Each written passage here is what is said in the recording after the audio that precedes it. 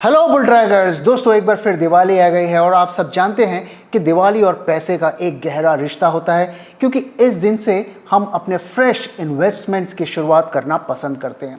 तो इस वीडियो में हम उन सभी इन्वेस्टमेंट ऑप्शंस के बारे में बात करेंगे और ये भी बात करेंगे कि पिछले दिवाली से इस दिवाली तक आपके कौन से इन्वेस्टमेंट्स हिट रहे और कौन से मिस रहे, और इस दिवाली में हम फ्यूचर के लिए किन इन्वेस्टमेंट ऑप्शंस में इन्वेस्ट कर सकते हैं।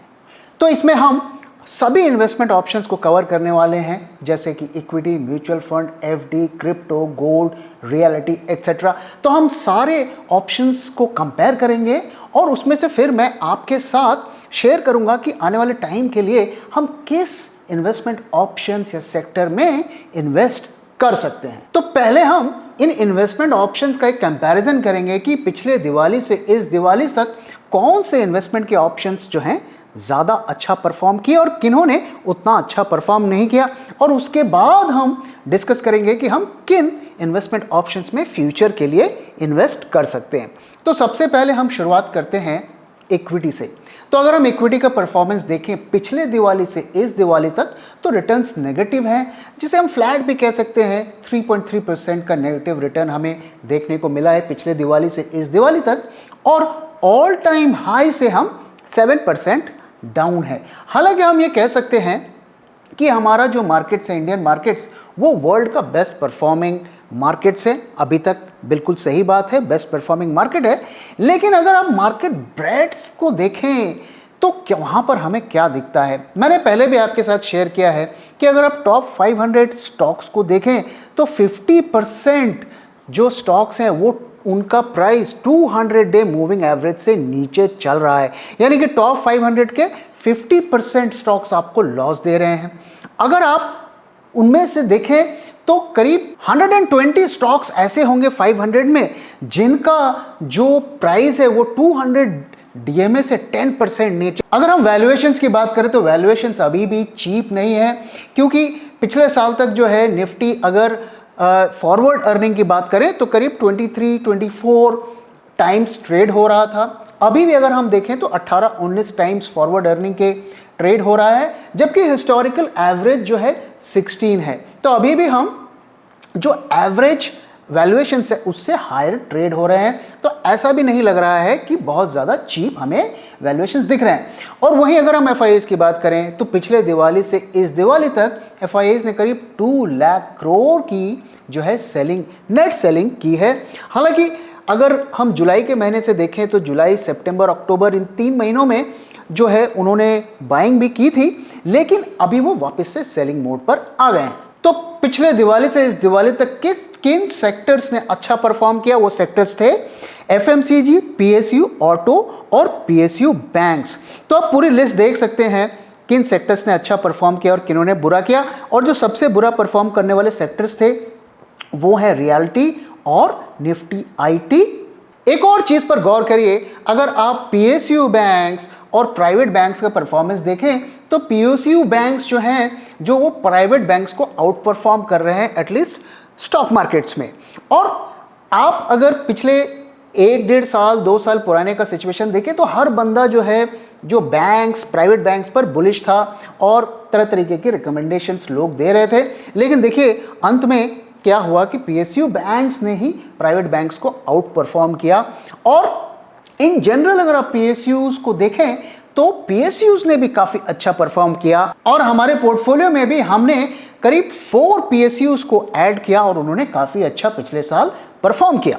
अगर हम इंडिविजुअल स्टॉक्स की बात करें तो किन स्टॉक्स ने बहुत अच्छा परफॉर्म किया, तो उसकी लिस्ट मैं आपको दिखा रहा हूं। इसमें जो टॉप में अगर आप देख सकते हैं Adani and, TVS motor, HAL, GNFC, ABB, bank Baroda etcetera, इस तरीके के तमाम स्टॉक्स हैं। और इनमें जो है 30% से लेके 100% तक के रिटर्न हमें देखने को मिले हैं। अब दोस्तों आप इस लिस्ट को जरा गौर से देखिए और इसमें से कितने स्टॉक्स ऐसे हैं जिनके बारे में आपको रिकमेंडेशंस मिली होंगी या किसी एनालिस्ट ने इन लोगों के बारे में बात की, और जिन स्टॉक्स के बारे में ज़्यादातर बात किया गया क्या वो स्टॉक्स इस लिस्ट में आपको दिख रहे हैं। जरूर अपना फीडबैक इस पे देखिए। वैसे आपकी जानकारी के लिए बता दूं कि इसमें हमारे पोर्टफोलियो के 3 स्टॉक मौजूद हैं और जिन लोगों ने हमारे पोर्टफोलियो को सब्सक्राइब किया वो जानते होंगे कि इन स्टॉक्स ने काफी अच्छा रिटर्न दिया है। अगर हम म्यूचुअल फंड्स की बात करें तो उन्होंने कैसा परफॉर्म किया पिछले दिवाली से इस दिवाली तक, तो 80% ऑफ लार्ज कैप फंड्स ने कुछ खास रिटर्न नहीं दिए। इनफैक्ट उनके एवरेज रिटर्न नेगेटिव रहे -1%। तो अगर हम लार्ज कैप की बात करें तो जो वर्स्ट परफॉर्मर्स थे उन्होंने करीब 6.6% का नेगेटिव रिटर्न दिया और बेस्ट परफॉर्मर्स ने करीब 8.3% का रिटर्न दिया और एवरेज रिटर्न -1% की रही। वहीं अगर हम मिड कैप फंड्स की बात करें तो जो वर्स्ट परफॉर्मर थे वो -5% का उन्होंने रिटर्न दिया और बेस्ट परफॉर्मर्स ने 24.4% का रिटर्न दिया। एवरेज रिटर्न 4.4% पॉजिटिव रही। वहीं स्मॉल कैप की बात करें तो वर्स्ट परफॉर्मर था उन्होंने -8.5% का रिटर्न दिया और बेस्ट परफॉर्मर ने 17.9% का रिटर्न दिया और एवरेज रिटर्न 5% का रहा। अगर हम सेक्टर स्पेसिफिक फंड्स की बात करें तो टेक और फार्मा ने लेट डाउन किया। फार्मा में करीब -8% का रिटर्न रहा और टेक में 16% का रिटर्न दिया। जो बेस्ट परफॉर्मिंग म्यूचुअल फंड्स रहे, सेक्टर फंड्स रहे, वो थे कंजम्पशन जिसने करीब 20% का रिटर्न दिया और पीएसयू बैंक्स ने भी करीब 8.5% का रिटर्न दिया पिछले 1 साल में। अगर आपने रियल्टी में इन्वेस्ट किया है तो पिछले 1 साल में आपको कैसा रिटर्न मिला? तो दोस्तों आप में से ज़्यादातर लोग जानते होंगे कि रियल्टी ने कोविड के बाद में उसमें हमें उनके रियल एस्टेट प्राइसेस में जंप देखने को मिला है। तो जिन लोगों ने रियल एस्टेट में इन्वेस्ट किया उन्होंने ज़रूर मुनाफा कमाया होगा। अगर हम पिछले क्वार्टर की बात करें यानी कि जुलाई से सितंबर के क्वार्टर की अगर बात करें तो उसमें अगर मेट्रो के अगर आप प्राइजेस देखें, रियल एस्टेट प्राइजेस जैसे कि दिल्ली, कोलकाता, मुंबई, पुणे, बेंगलुरु, इन एरियाज के अगर आप रियल एस्टेट प्राइस की एवरेज ग्रोथ देखें तो प्राइजेस में करीब 4.1% का जो है जंप हमें देखने को मिला है। और यही कारण है कि अगर आप इस पीरियड में अगर आप निफ्टी का रियल्टी इंडेक्स को भी देखें तो वहां पर हमें अच्छी खासी गेन देखने को, करीब 10% का जंप हमें देखने को मिला है। हालांकि अगर आप पिछले दिवाली से इस दिवाली तक रियल एस्टेट इंडेक्स को कंपेयर करेंगे तो वहां पे करीब 16% का हमें लॉस देखने को मिल रहा है। लेकिन अब जो हमें है रियल एस्टेट वाले इंडेक्स में हमें रिकवरी भी देखने को मिल रही है। लेकिन अगर आपने रियल एस्टेट में इन्वेस्ट किया है, मैं इंडेक्स और रियल एस्टेट स्टॉक्स की बात नहीं कर रहा हूं, तो आपके प्राइजेस में डेफिनेटली जो है एप्रिसिएशन आपने देखा होगा पिछले 1 साल में। अब आइए दोस्तों जरा क्रिप्टोज की बात कर लेते हैं। तो इसमें तो जो है काफ़ी ज़्यादा इस सेक्टर में तबाही मची और लाखों लोगों का पैसा डूबा। और आपको याद होगा कि किस तरीके से हाइप क्रिएट किया गया था पिछले साल, और टीवी एड्स और इंटरनेट एड्स और यूट्यूब वीडियोस, जहां देखो क्रिप्टो क्रिप्टो क्रिप्टो। अब सब अपना पैसा डुबाकर घर पे बैठे हुए हैं। तो बिटकॉइन ने अगर 1 साल में देखें तो 65% का लॉस दिया है। सिमिलरली अगर जो नंबर 2 बिटकॉइन है ईथर, वहां पे भी देखें तो 65% का 1 साल में हमें लॉस देखने को मिल रहा है। तो क्रिप्टो इंडस्ट्री की वर्ल्ड वाइड काफ़ी ज़्यादा हालत ख़राब देखने को मिल रही है। अगर हम इंडियन मार्केट में क्रिप्टोस की बात करें तो वहाँ पर भी बहुत बुरी स्थिति चल रही है। और वहाँ पर अगर आप वॉल्यूम को देखें तो वहाँ पर 80% ऑफ वॉल्यूम में ड्रॉप हमें देखने को मिल रहा है। ट्रेडिंग वॉल्यूम में 80% का ड्रॉप हमें देखने को मिल रहा है। और अगर हम जो टॉप 4 क्रिप्टोस की इंडिया में बात करें तो उसमें आते हैं बिटबाइंस, कॉइन, DCX और वजीर एक्स और ज़ेप। तो इनका अगर टोटल टर्नओवर अगर आप कैलकुलेट करेंगे इंडिया में तो वो 80% बनता है। तो इन सभी में भी अगर आप देखें तो हमें वॉल्यूम्स में काफ़ी ज़्यादा गिरावट देखने को मिली है। और इसकी एक बड़ी वजह ये है कि जिस तरीके से 30% का टैक्स लगाया गया है क्रिप्टो से, वो एक तरीके से जो है इस इंडस्ट्री को बंदी के कगार पर लाकर खड़ा कर दिया है। और अगर आप देखें तो जो क्रिप्टोज के टॉप ऑफिशियल्स हैं, वजीर एक्स के जो प्रेसिडेंट हैं, उन्होंने भी कहा है कि क्रिप्टो मार्केट इस वक्त बेयर के ग्रिप में है। और हमारा portfolio bull track model portfolio कैसा परफॉर्म कर रहा है, तो वो करीब 9.5% का रिटर्न दे रहा है और कंसिस्टेंटली प्रॉफिट में चल रहा है और मार्केट्स को भी आउट परफॉर्म कर रहा है। और हमें उम्मीद है कि आने वाले टाइम में भी जो है ये अच्छा परफॉर्म करेगा। तो दोस्तों अब जरा बात करते हैं कि हमें इस दिवाली में फ्यूचर के लिए किन इन्वेस्टमेंट ऑप्शंस में इन्वेस्ट करने का सोचना चाहिए। अगर हम इक्विटी की बात करें तो क्या हमें इक्विटी में इन्वेस्ट करना चाहिए? देखिए दोस्तों, इस वक्त जो सिचुएशन आप देख रहे हैं, इंडेक्स आपको हाई लेवल पर दिख रहा है, लेकिन अगर आप इंडिविजुअल स्टॉक्स को देखें, लोगों के पोर्टफोलियोज को देखें, तो वहाँ पे काफ़ी ज़्यादा लॉसेस दिख रहे हैं।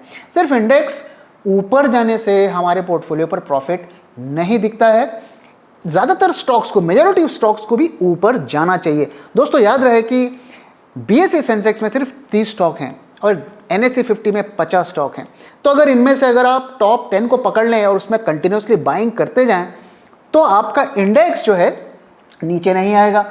तो आप, अगर आपके पास बहुत सारा पैसा है, जैसे कि FIIs के पास है, वो अगर मेजॉरिटी ऑफ मार्केट में सेलिंग करते रहें और इंडेक्स के 10 स्टॉक्स को पकड़ कर खरीदते रहें, तो इंडेक्स ऊपर जाएगा, लेकिन ब्रॉडर मार्केट जो है नीचे जाएगा। तो उस सिचुएशन में हम इस वक्त जी रहे हैं। तो इसमें बहुत ज़्यादा हमें केयरफुल स्टॉक्स को पिक करना पड़ेगा, तभी आप इक्विटी मार्केट में पैसा कमा सकते हैं। अदरवाइज चांसेस हैं कि आपका पोर्टफोलियो लॉस में रहेगा, जैसा कि ज़्यादातर लोगों का अभी हमें देखने को मिल रहा है जिन्होंने पिछले 1-1.5 साल में इन्वेस्ट किया है। तो अगर हमें इक्विटी मार्केट में पैसा लगाना है तो हमें कहाँ लगाना चाहिए? तो मैं आपके साथ 2 सेक्टर्स को शेयर कर रहा हूँ। तो पहला तो है कि फार्मा सेक्टर्स। दोस्तों फार्मा में ऑलरेडी अब मूवमेंट होती हुई दिख रही है और निफ्टी का फार्मा इंडेक्स 200 डे DMA से फिलहाल ऊपर चल रहा है। हालांकि नेट इसमें हमें गिरावट देखने को मिल रही है, लेकिन फार्मा में आपको बहुत ज़्यादा जो है स्टॉक स्पेसिफिक रहना पड़ेगा। और मैंने आपके साथ जो है पहले भी शेयर किया है कि फार्मा में हमारा जो टॉप पिक है वो है सन फार्मा। लेकिन फार्मा से भी जो अच्छा सेक्टर हमें लगता है वो है हेल्थ केयर, और मैंने पहले भी कई वीडियोस में इसके बारे में बात किया है और हमारे पोर्टफोलियो में भी हमने हेल्थ केयर को काफ़ी अच्छा वेटेज दिया है। हेल्थ केयर में अगर आप देखिए तो पिछले 1 साल में उनके स्टॉक्स में और सेक्टर में अच्छी खासी गिरावट भी हुई है, तो अभी वो आपको काफ़ी ज़्यादा चीप प्राइजेस पर मिलेंगी। और अगर हम हेल्थ केयर में बात करें तो एक ऐसा उसमें से जो सब सेक्टर है जिसमें सबसे ज़्यादा इस वक्त एक्टिविटी हो रही है वो है हॉस्पिटल सेक्टर। तो हॉस्पिटल सेक्टर में पिछले कई सालों से जो है बहुत ज़्यादा मर्जर कंसोलिडेशन हो रहा है और काफ़ी उसमें VC का पैसा भी आ रहा है। क्योंकि अगर आप हमारे हेल्थ केयर सिस्टम को वेस्टर्न कंट्रीज़ या अमेरिका से कंपेयर करें तो वहाँ पर उसका हमें एक टाइनी परसेंटेज शायद होगा, और जिस तरीके से वहाँ की जो बड़े बड़े हॉस्पिटल चेन्स होते हैं अभी वो इंडिया में एग्जिस्ट नहीं कर रहे हैं, बैरिंग फ्यू हॉस्पिटल्स। तो जो बड़े बड़े प्लेयर हैं वो इस वक्त जो है छोटे छोटे हॉस्पिटल्स को एक्वायर करके अपने नंबर ऑफ बेड्स और साइज को बढ़ा रहे हैं। और मैं उसमें से कुछ एग्जांपल आपके साथ शेयर करता हूं।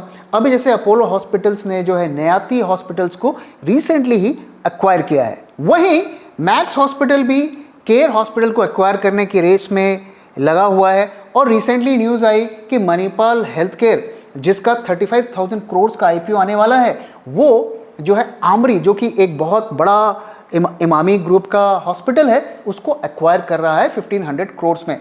तो ये एक्टिविटी काफ़ी टाइम से चल रही है, ज़्यादा आपको न्यूज़ पढ़ने को भी नहीं मिलेगी और आने वाले टाइम में भी हमें इसमें काफ़ी ज़्यादा मर्जर और एक्विजिशन होता हुआ दिखेगा। तो ये एक फ्यूचर की इंडस्ट्री है और इसे मैं एक सनराइज इंडस्ट्री मानता हूँ और आने वाले सालों में इसमें हमें काफ़ी बढ़त देखने को मिल सकती है, ऐसा मेरा मानना है। एक और सेक्टर जिसको कंसीडर किया जा सकता है इन्वेस्टमेंट के लिए वो है ट्रांसपोर्टेशन एंड लॉजिस्टिक सेक्टर। तो ये एक ऐसा सेक्टर है दोस्तों, जैसा कि आप जानते हैं कि ये ई-कॉमर्स का ज़माना है और हमने कोविड में देखा कि किस तरीके से जो है ई-कॉमर्स इंडस्ट्री ने हमें बचा लिया और हमारे घर तक ज़रूरी सामान को पहुंचाया। और आप देखिए अब हर इंडस्ट्री में ई-कॉमर्स का वेंचर हो रहा है और जिस तरीके से अब बिजनेस हमारे इंडिया में और वर्ल्ड वाइड इवॉल्व हो रहे हैं उसमें सप्लाई लाइन और लॉजिस्टिक्स का एक बहुत बड़ा रोल होगा। तो ये भी एक ऐसी इंडस्ट्री है जो कि मुझे लगता है कि आने वाले टाइम में इसमें हमें ग्रोथ देखने को मिलेगी। तो इसमें से भी कुछ स्टॉक्स को जो है पिक करके एक बास्केट बनाया जा सकता है। हालांकि मेरा इसमें कोई फेवरेट पिक्स नहीं है, मैंने इस सेक्टर से जो है कोई स्टॉक को अपने पोर्टफोलियो में ऐड नहीं किया है, लेकिन मुझे लगता है कि ये सेक्टर भी आने वाले टाइम में अच्छा परफॉर्म कर सकता है। इसके अलावा हम कहाँ पैसा लगा सकते हैं? क्या हम गोल्ड में पैसा लगा सकते हैं? जी हाँ, गोल्ड में ज़रूर पैसा लगा सकते हैं। और दोस्तों मैंने आपको पिछले साल गोल्ड के बारे में मैंने वीडियोस बना के आपके साथ शेयर किया था और कहा था कि हमें गोल्ड में कम से कम 10% का पैसा लगाना चाहिए। और जिनकी जो है बहुत ज़्यादा डिस्पोजेबल इनकम नहीं है, जो अपने इन्वेस्टमेंट में सेफ्टी चाहते हैं, वो भी गोल्ड में इन्वेस्टमेंट बढ़ा सकते हैं, 20 से 25% तक भी कर सकते हैं। अगर आप गोल्ड का परफॉर्मेंस इक्विटी के साथ करिए तो हमें क्या देखने को मिलता है? इक्विटी जैसा कि मैंने बताया 3.3% का नेगेटिव रिटर्न इंडेक्स ने दिया है। हालांकि स्टॉक्स में हमें 10, 15, 20% तक की गिरावट देखने को मिल रही है पोर्टफोलियो में, लेकिन गोल्ड जो है अगर आप देखें तो गोल्ड ETFs ने कम से कम मिनिमम 6% का रिटर्न दिया है पिछले एक साल में। और अगर हम बुलियन मार्केट की बात करें, अगर मुंबई जो सराफा बाजार है वहां की बात करें तो वहां पर भी जो है पिछले साल दिसंबर के आसपास दिवाली के बाद के प्राइस में आपको बता रहा हूं करीब 49,000 पर 10 ग्राम था, और आज अगर हम रेट देखें तो 52-53,000 पर 10 ग्राम के आसपास का रेट चल रहा है। तो वहां पर भी हमें 5% से ऊपर का रिटर्न देखने को मिला है। तो गोल्ड ने इक्विटी को आउट परफॉर्म किया है, कहां -3% का रिटर्न इंडेक्स में और कहां 5% का। तो 8% का डिफरेंस हमें यहां पर दिखने को मिल रहा है, और ETFs ने भी जैसा कि मैंने बताया अच्छा रिटर्न दे रहा है। तो जिन लोगों ने मेरी सलाह पर पिछले साल जो है गोल्ड में पैसा लगाया होगा तो उस इन्वेस्टमेंट ने इक्विटी से अच्छा परफॉर्म किया होगा। कई गोल्ड एक्सपर्ट्स का मानना है कि अगर आने वाले 1-1.5 साल का भी हम व्यू लें तो इसमें हमें 6 to 7% का फर्दर रिटर्न भी मिल सकता है। तो जिन लोगों को सेफ्टी के साथ रिटर्न चाहिए या जिनको इक्विटी मार्केट से डर लगता है वो गोल्ड को कंसीडर कर सकते हैं। तो इक्विटी में पैसा लगाना है तो हमें सिलेक्ट स्टॉक्स में लगाना पड़ेगा। इसके अलावा गोल्ड में हम पैसा लगा सकते हैं, और हम कहाँ पैसा लगा सकते हैं? तो हम पैसा इसके अलावा FD में भी लगा सकते हैं। दोस्तों, आप में से काफ़ी लोग जो है बोले होंगे कि एक स्टॉक मार्केट का आदमी FD में लगाने की बात कर रहा है। दोस्तों, आप मुझे एक चीज़ बताइए, जिन लोगों ने पिछले साल FD में पैसा लगाया और इक्विटी में पैसा लगाया, कौन प्रॉफिट में है? अगर FD में लगाया तो अपने कैपिटल को भी बचाया और ऑन टॉप ऑफ दैट 5-6% का रिटर्न भी कमाया, और जिसने इक्विटी में लगाया तो उसके 10, 15, 20% के लॉसेस उसे देखने को मिले। तो मेरे हिसाब से जो पिछले साल FD में जिसने पैसा लगाया he is the smart investor. और आने वाले टाइम में भी आप देखिए हमारे इक्विटी मार्केट्स में रिस्क बढ़ रहे हैं और FD में रेट्स बढ़ रहे हैं। जी हाँ, इन्फ्लेशन भी बढ़ रहा है, मैं मानता हूं, और इस वक्त अगर आप देखें तो FD के रेट्स जो हैं, रियल रेट्स जो हैं, नेगेटिव है। लेकिन एक चीज़ मुझे बताइए, क्या आपका कैपिटल FD में सेफ है या नहीं है, और क्या आपका कैपिटल इक्विटी मार्केट में सेफ है? और कोई ज़रूरी नहीं है कि हम हमेशा अपना पैसा FD में ही रखें या इक्विटी मार्केट में रखें। जब हमें जो है रिस्क ज़्यादा लगता है तो हमें पैसे को इक्विटी मार्केट से निकाल के सेफर एवेन्यूज़ में लगाना चाहिए, और जब हमें लगता है कि रिस्क कम हो रहा है और ग्रोथ के चांसेस कम है तो हमें अपने फिक्स रिटर्न से पैसे निकालकर इक्विटी मार्केट में लगाना चाहिए। यही स्मार्ट जो इन्वेस्टर होता है उसकी निशानी होती है। वो किसी एक सेक्टर को पकड़ के नहीं बैठा होता है। अल्टीमेटली हमें क्या है, हमें पैसे कमाने हैं, हमें रिटर्न्स कमाने हैं। तो जहां हमें एवेन्यू मिलेगा हम वहां पैसा लगाएंगे और पैसा कमाएंगे। तो जैसा कि मैंने बताया, FD में इस वक्त जो है रियल रिटर्न जो है इन्फ्लेशन से कम मिल रहा है। इन्फ्लेशन हमारे 7.5% के आसपास चल रहा है, और अगर आप देखें तो FD आपको मैक्सिमम जो है 7% का भी जो है, जितना मेरे पास डेटा है उसके हिसाब से मैं बता रहा हूं कि मैक्सिमम आपको 7% का FD में रिटर्न मिल जाएगा अगर आप 550 दिन के ऊपर की FD करेंगे। लेकिन एक चीज़ आपको ध्यान में रखना है कि जिस तरीके से रेट्स बढ़ रहे हैं तो ये रेट बढ़ेंगे।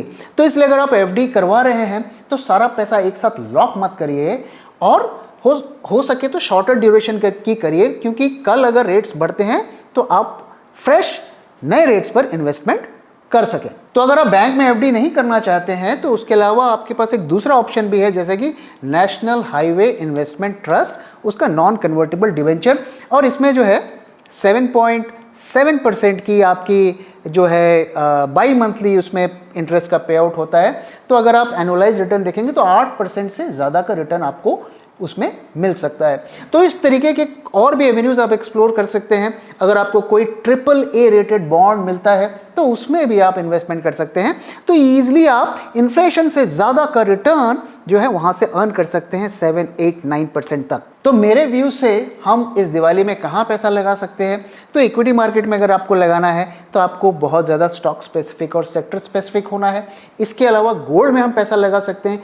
गोल्ड में 10 to 25% तक का हम एलोकेशन कर सकते हैं।